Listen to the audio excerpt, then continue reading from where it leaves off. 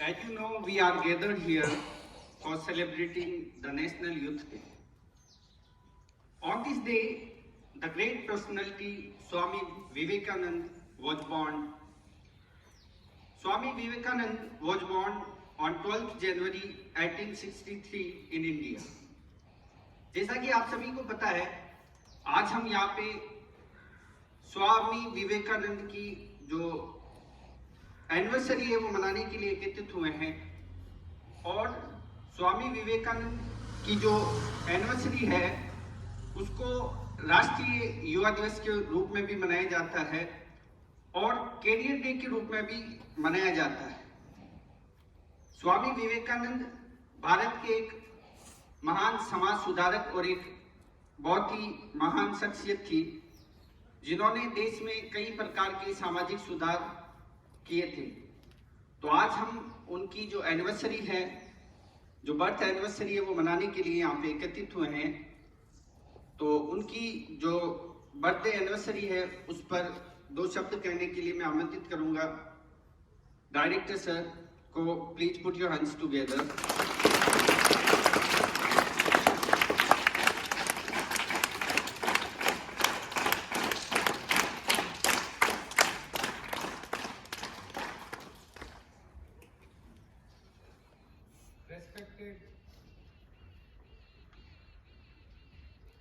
Respected teachers and dear students, as you know, Rais sir has told you that we are here today for celebrating and organizing the birth anniversary of Swami Vivekananda.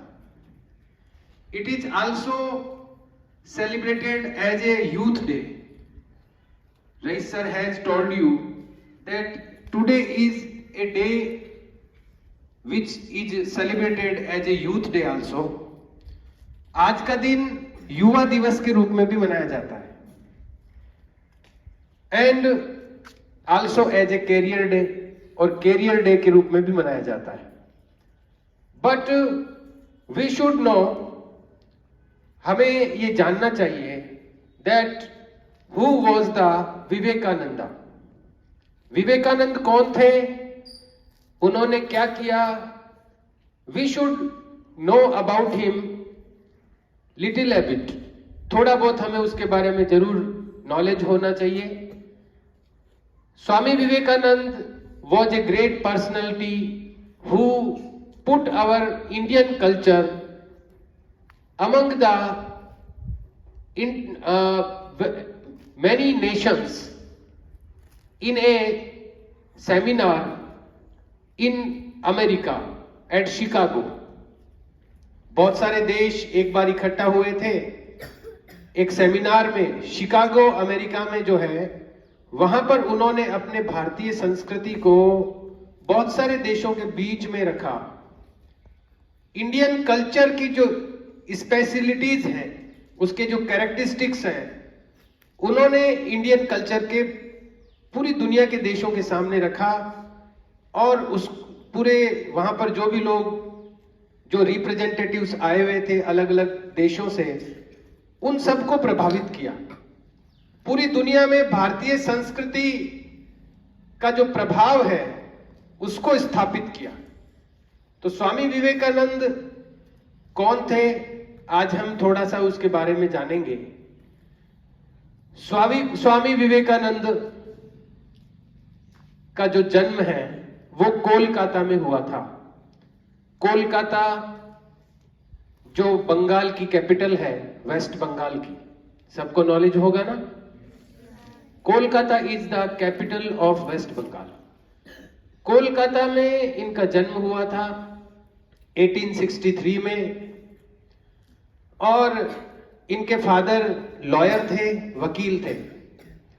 लेकिन ये adult होने से पहले, इनके adult होने से पहले ही उनकी डेथ हो गई थी, इनके फादर की। तो विवेकानंद के ऊपर थोड़ी रेस्पॉन्सिबिलिटी आ गई थी परिवार की। इन्होंने थोड़ा बहुत इधर उधर काम भी किया, लेकिन बचपन से ही इनकी रुचि रिलीजियस मैटर्स में, स्पिरिचुअल मैटर्स में थी। बचपन से ही इनका झुकाव था, जो टेंडिंग थी इनकी, वो आध्यात्मिकता में और धार्मिकता में थी। जहां भी मौका मिलता, विवेकानंद जी ऐसे जो रिलीजियस पर्सन्स होते थे, जो स्पिरिचुअल पर्सनालिटीज होती थी, उनको कांटेक्ट करने की कोशिश करते, उनके संपर्क में आने का प्रयास करते। एक बार इनको किसी ने बताया कि एक कोई संत है जिनका नाम है रामकृष्ण परमहंस। वो एक बहुत ही हाई स्पिरिचुअलिटी वाले संत हैं, बहुत प्रसिद्ध संत हैं, तो उनसे मिलना चाहिए। स्वामी विवेकानंद उनसे मीटिंग करने के लिए, उनसे मिलने के लिए उनके आश्रम में गए। दक्षिणेश्वर नाम का एक मंदिर है वहां पर वो गए। वहां पर भजन कीर्तन चल रहा था। स्वामी रामकृष्ण परमहंस, जो विवेकानंद जी के गुरु थे, अभी गुरु नहीं थे, वो पहली बार मिलने गए थे वहां पर। तो वहां पर जैसे भजन कीर्तन चल रहा था, विवेकानंद जी पहुंचे और पहुंचते ही स्वामी रामकृष्ण जी ने उनको कहा, आओ, मैं तुम्हारा ही इंतजार कर रहा था। जबकि वो पहली बार गए थे उनके पास, और उन्होंने कहा कि मैं तुम्हारा इंतजार कर रहा था, तुमने आने में इतनी देर क्यों लगाई। और उन्होंने फिर विवेकानंद जी वहां बैठे, उन्होंने विवेकानंद जी को कहा कि कुछ भजन वगैरह सुनाओ। विवेकानंद जी ने उनको कुछ भजन सुनाए। तो गुरु और शिष्य का वहां पर संबंध स्थापित हो गया। उन्होंने इनको शिष्य स्वीकार कर लिया और विवेकानंद जी को एक अद्भुत आध्यात्मिक अनुभूति हुई वहां पर, और उन्होंने रामकृष्ण परमहंस को गुरु स्वीकार कर लिया। इस तरह से वो पहली भेंट थी स्वामी रामकृष्ण परमहंस और विवेकानंद जी की। और धीरे धीरे अपने गुरु के प्रति वो इतने समर्पित हुए। गुरु की जो विशेषताएं थी, गुरु की जो आध्यात्मिक जो स्तर था रामकृष्ण परमहंस जी का, उससे वो इतने प्रभावित हुए कि वो संन्यास उन्होंने धारण कर लिया। दुनिया को छोड़कर, त्याग कर, जब कोई व्यक्ति ईश्वर को प्राप्त करने के रास्ते पर निकलता है तो उसको संन्यास ग्रहण करना कहते हैं। तो वो जो नरेंद्र नाम का लड़का था, इनका नाम नरेंद्र था पहले, और बाद में जब ये सन्यासी बन गए तो इनका नाम इनके गुरुजी ने विवेकानंद रख दिया, और विवेकानंद स्वामी विवेकानंद के नाम से प्रसिद्ध हुए। आगे जीवन में इनकी बहुत सारी ऐसी घटनाएं हैं जिनसे इनकी विशेषताओं का पता लगता है। इनके अंदर कौन सी, इनके अंदर क्या क्या महान ऐसे गुण थे, उनसे, उन घटनाओं से उनका पता लगता है। स्वामी विवेकानंद कुछ मायनों में थोड़े से अलग प्रकार के संत थे।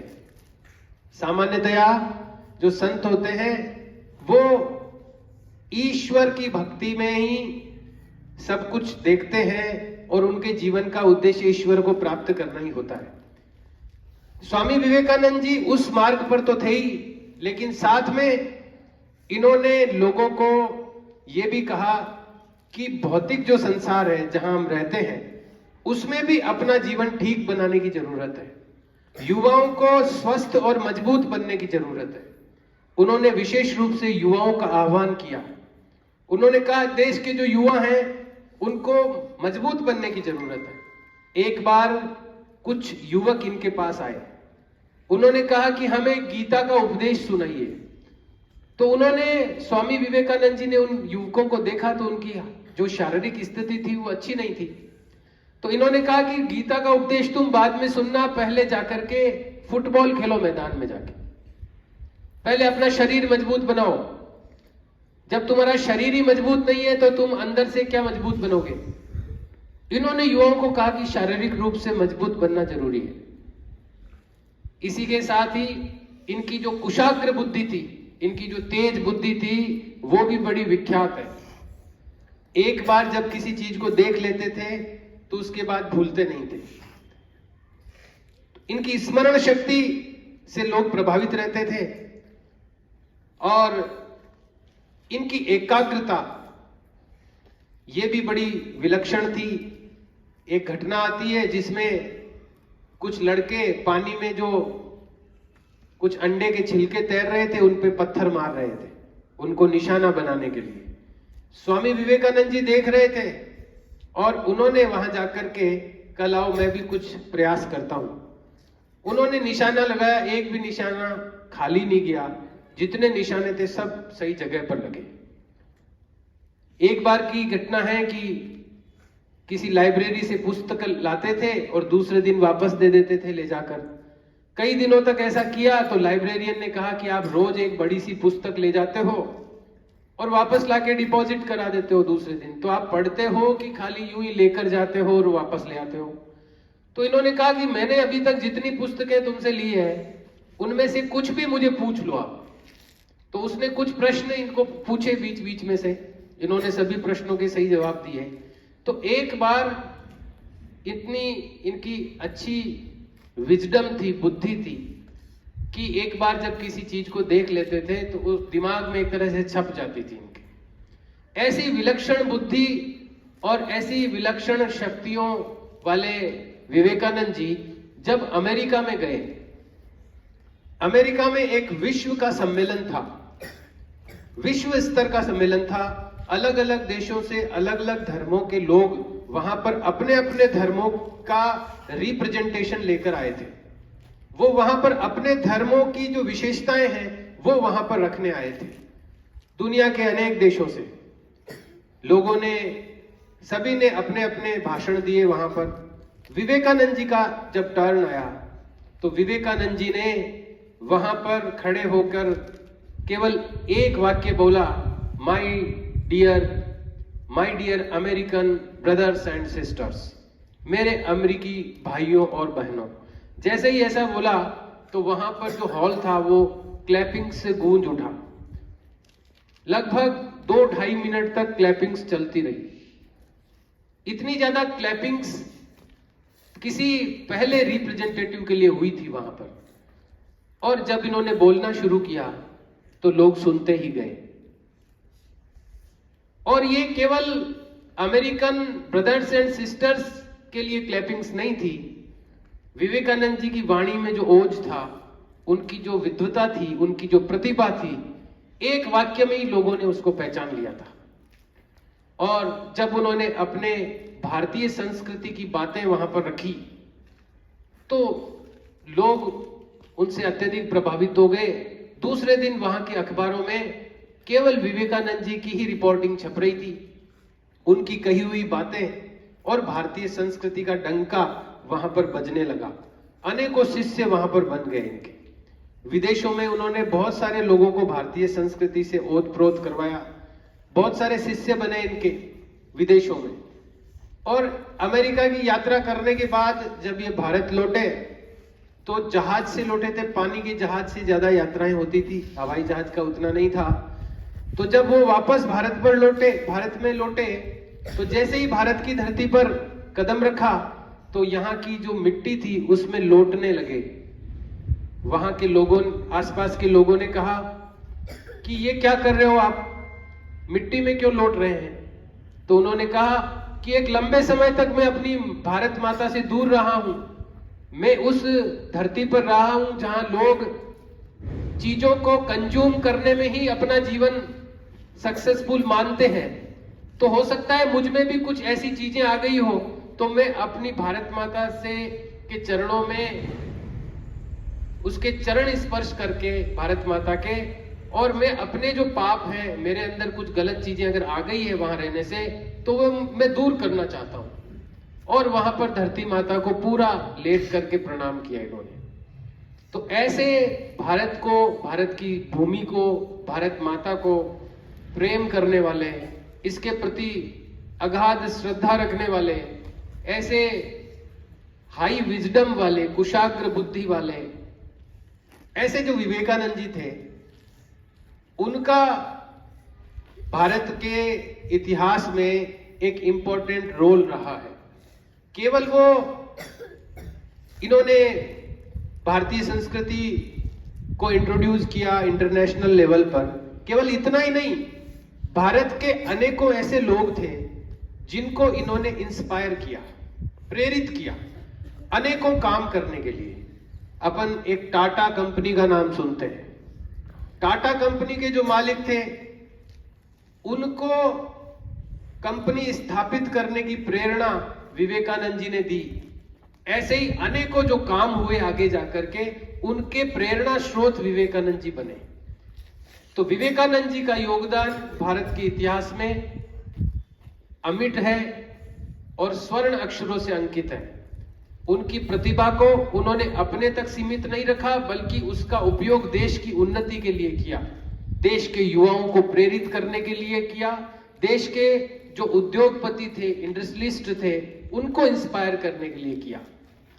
तो विवेकानंद जी से हमें कई चीजों की प्रेरणा मिलती है। मैं आप सबको भी ये कहना चाहूंगा कि विवेकानंद जी के मार्ग पर हमें आगे बढ़ना चाहिए। विवेकानंद जी जिस तरह से कुशाग्र बुद्धि के थे, हमें भी अपनी जो विजडम है, बुद्धि है, उसको शार्प करना चाहिए। हमें भी फोकस करके कोई चीज को करना चाहिए। जैसे एकाग्रचित्त होकर के वो हर काम को करते थे, तो मैं स्टूडेंट्स को भी ये कहूंगा कि आप भी हर चीज को फोकस होकर के करें। जब जिस काम को करें, उसको पूरा उसमें डूब करके करें। जब आप स्टडी करते हैं तो आप पूरा अपना 100% स्टडी के लिए लगाएं। उस समय दूसरा कोई भी थिंकिंग माइंड में नहीं लाएं। जब आप प्ले करते हैं तो आप पूरी की पूरी एनर्जी अपनी और पूरा जो डिवोशन है अपना, वो प्लेइंग के लिए लगाएं। जो काम करते हैं पूरे मन से करें, अपना शरीर, अपनी बुद्धि, सब कुछ उस काम में लगा दें। तब हम विवेकानंद जी जैसा, जो उनकी जैसी जो बुद्धि है, उनके जैसे विचार है, वो हम अपने अंदर भी ला सकते हैं। तो हम लोगों को भी इसी तरह से विवेकानंद जी से हमें ये भी सीखने को मिलता है कि हमें अपनी फिजिकल स्ट्रेंथ भी रखनी चाहिए, शारीरिक क्षमता भी रखनी चाहिए। विवेकानंद जी का शरीर भी काफी बलिष्ठ रहा, काफी हट्टे कट्टे शरीर के थे वो। उनकी एक घटना आती है, एक बार ट्रेन में यात्रा कर रहे थे और सामने दो अंग्रेज बैठे थे। अंग्रेज आपस में इंग्लिश में कुछ कन्वर्सेशन कर रहे थे, बातचीत कर रहे थे, और स्वामी जी सामने की सीट पर बैठे थे। अब वो जो अंग्रेज थे वो आपस में स्वामी जी के बारे में गलत बातें करने लगे। उनको लगा ये तो कोई साधु सन्यासी है, इसको कुछ समझ में थोड़ी आता होगा, अपन इंग्लिश में बोल रहे हैं तो वो आपस में इंग्लिश में उनके बारे में कुछ गलत बातें करने लगे। काफी देर तक तो वो सुनते रहे। फिर स्वामी विवेकानंद जी ने उन दोनों को अपने हाथों से ऊपर उठा लिया और कहा, अब की बार बोले तो दोनों को बाहर फेंक दूंगा उठा करके। उनको ट्रेन के लोग हतप्रभ देखने लगे, तो उन्होंने फिर इंग्लिश में उनको समझाया कि तुम जो इतने देर से बोल रहे हो वो मैं सब समझ रहा था, परंतु मैं सोच रहा था कि कुछ देर बाद तुम चुप हो जाओगे, लेकिन तुम चुप नहीं हुए, तो अब तुम्हें थोड़ा सबक सिखाना जरूरी है। तो किसी को भी सबक सिखाने के लिए अपनी जो शरीर है, अपनी जो स्ट्रेंथ है, वो प्रॉपर होनी चाहिए। हमें अपनी स्ट्रेंथ को भी बिल्ड करना चाहिए। तो विवेकानंद जी का, और इसके अलावा एक घटना आती है उनकी विदेश की, ध्यान में आती है कि एक बार वो विदेश में जा रहे थे। मैंने बताया अमेरिका में और कई देशों में उन्होंने वहां पर ट्रैवल किया था, कई जगह उन्होंने अपनी स्पीचेज दी थी। तो वहां एक बार वो जा रहे थे, पीछे से कुछ अंग्रेज जो उस देश के नेटिव्स थे वो बात करने लगे कि देखो ये आदमी जा रहा है, इसको कपड़े पहनने का भी ढंग नहीं है, क्योंकि जो सन्यासी होते हैं वो सिला हुआ कपड़ा नहीं पहनते।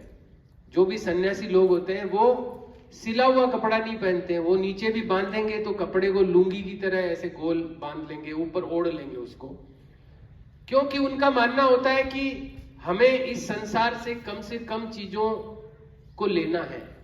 तो दर्जी का भी उपयोग क्यों किया जाए, कपड़ा चाहिए शरीर पर ओढ़ने के लिए, तो उतना मिनिमम क्या कर सकते हैं, तो वो सिला हुआ कपड़ा नहीं पहनते हैं। तो विवेकानंद जी भी इसी तरह से रहते थे। अभी ये चित्र तो सिले हुए कपड़े का है, लेकिन वो सन्यासी थे। बाकी के चित्रों में आप देखिए वो उसी तरह की वेशभूषा में मिलेंगे आपको।